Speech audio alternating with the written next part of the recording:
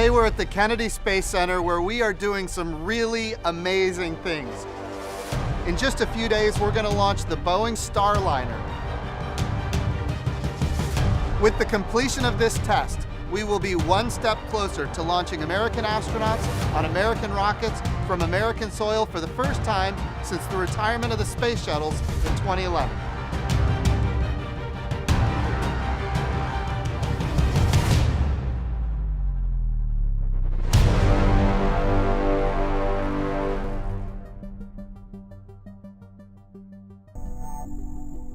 All right, well, good morning and welcome to the Kennedy Space Center, America's premier multi-user spaceport. It is absolutely great here today, getting ready for Boeing's commercial crew launch of the Starliner. I can't say enough good things about what we're doing here at KSC. I think it's pretty amazing when you look out at all that's going on. And today we've got our NASA Administrator Jim Bridenstine and this awesome Boeing commercial crew cadre. I remember it wasn't too long ago it was announced that the space shuttles were going to retire. The Constellation program was going to be canceled. And of course, here at the Space Coast in Central Florida, there was a lot of concerns and a lot of families were hurting. But Bob, because of your leadership and the great things you've done, you've transformed this facility into a multi-user spaceport where we've got commercial activities happening side by side with government activities. These are very exciting times for the Kennedy Space Center, very exciting times for Central Florida.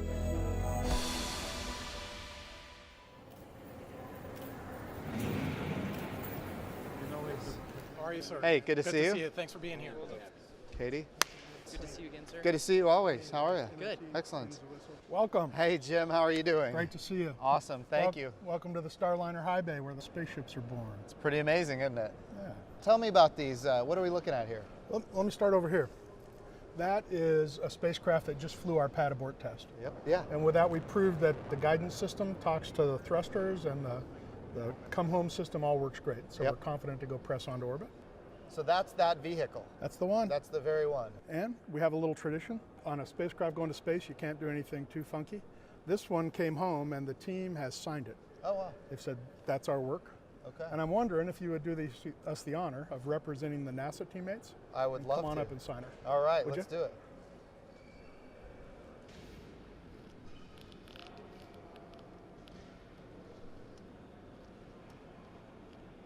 This was a test vehicle. Can I show you the first one to carry people? Absolutely. Let's go talk to Chris Ferguson. He's going to fly in her. Okay.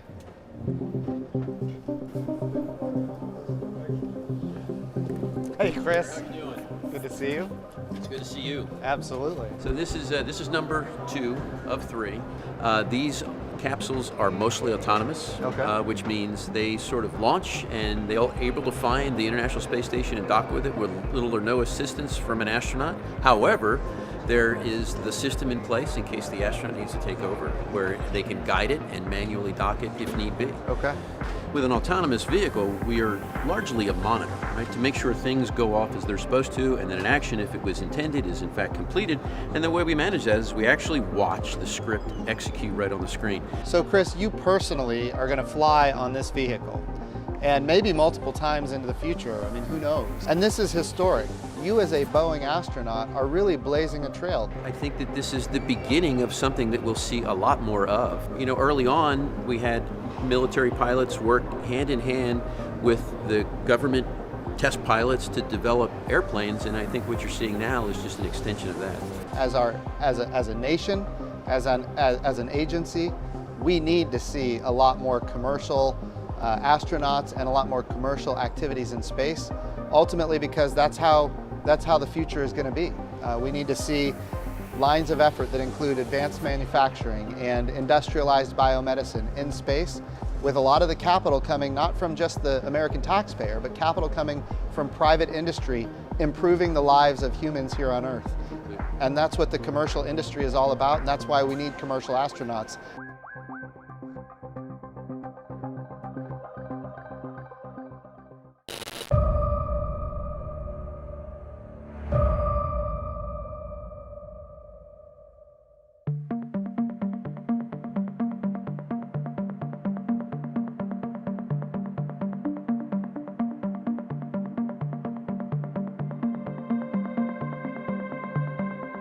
So the vehicle that we're in right now is called the Astro Van. Tell me what does that mean? What is that all about? This is the second generation of Astrovan, and this is what we'll use to take the NASA astronauts from crew quarters, which is in sort of the industrial office area, about 7 miles or so out to the launch pad. Okay. So it takes about 15 minutes to get there. It's we always used to say it's one of the longest and loneliest rides you'll ever take in an Airstream trailer. But and it was interesting along the way. You drop off various people, and then you realize the only people left on the van when you got to the launch pad was the crew. So we always used to joke that the smart ones got off.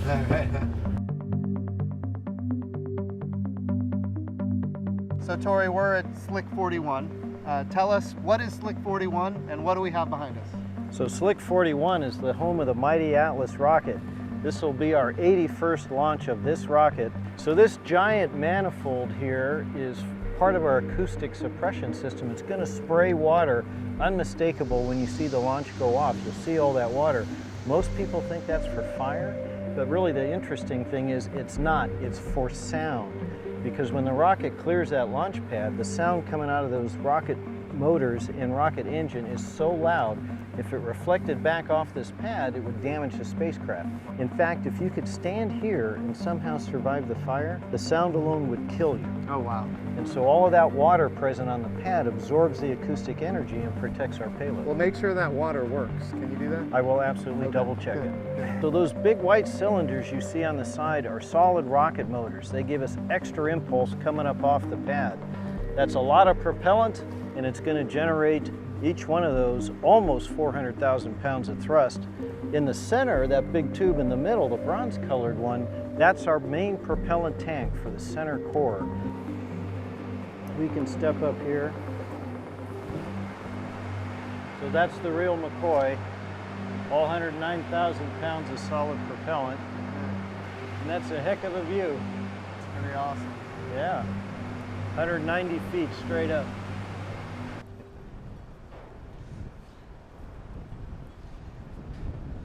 Mr. Nicole? Administrator, Mike. welcome to the 12th floor. Thank you. It's good to be here. Sir, good to see you. Nicole, good to see you guys. I'll tell you, it looks tall from the ground, but when you're up here, it feels a lot taller than it feels looks from tall. the ground, especially with these winds.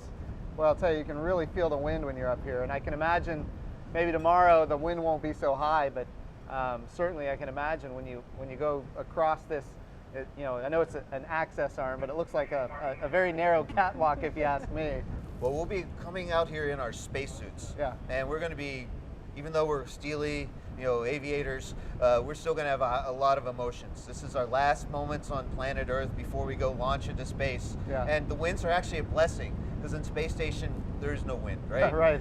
And so everything's the same all the time. And then here we're getting like a kiss from Mother Earth as we get ready. So we walk across here, we walk down this access arm, we can feel the positive energy from all the people that worked so hard on this mission, and then we go in and close those doors. We're just feeling proud, we're feeling a little bit scared, a little bit anxious, but we're like totally trusting our training, we're totally trusting Team NASA, Team Boeing, and the United Launch Alliance.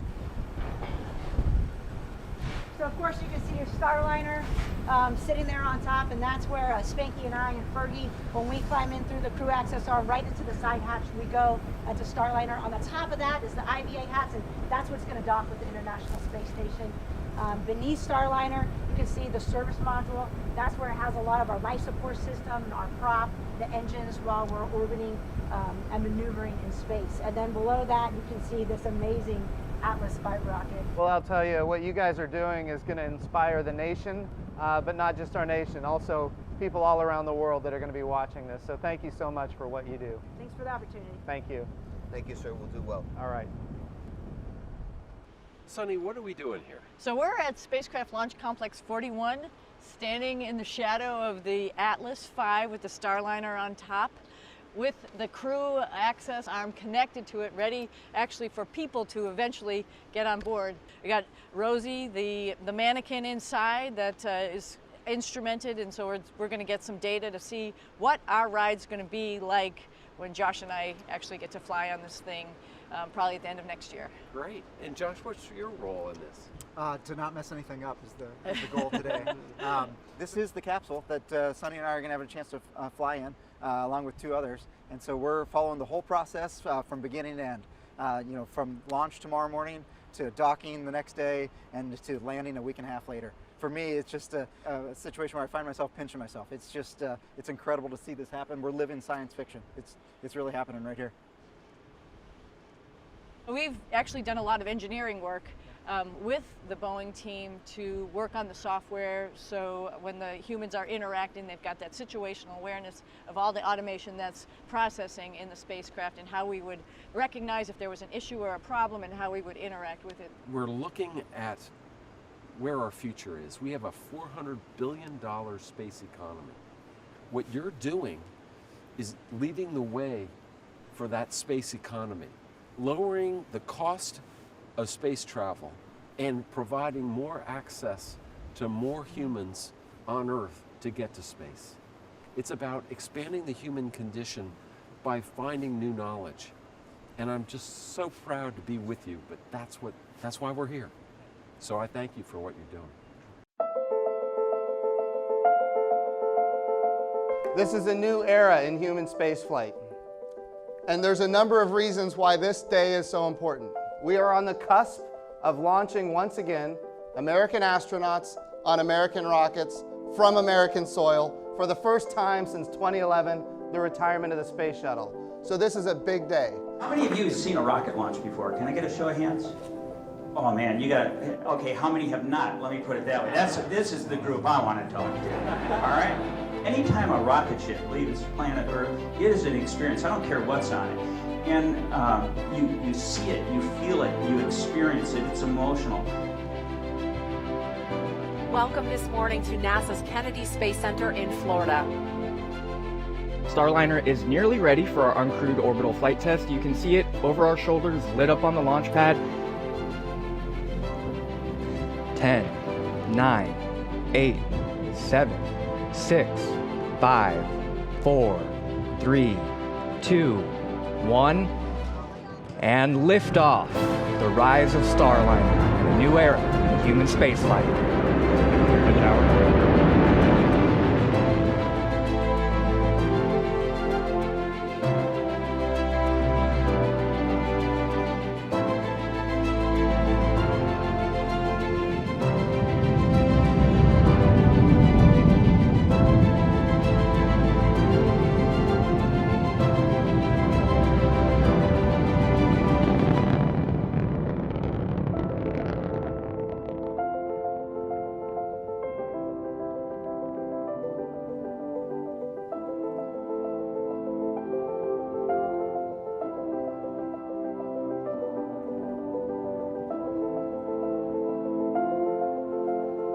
And Atlas 5 is now traveling at over 5 times the speed of sound.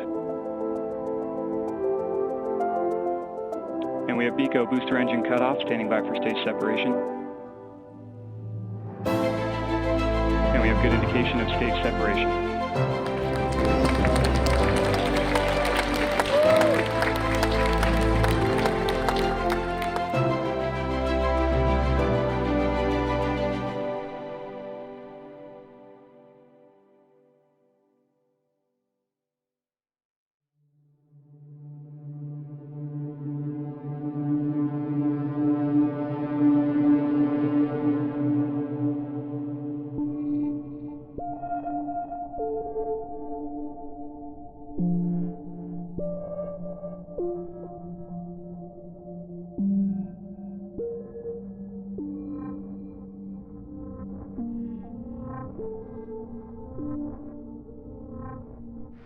We had a great launch this morning, and the Starliner is now in orbit around the Earth, and that's because of the great work that you here at Boeing have done with your partners at NASA.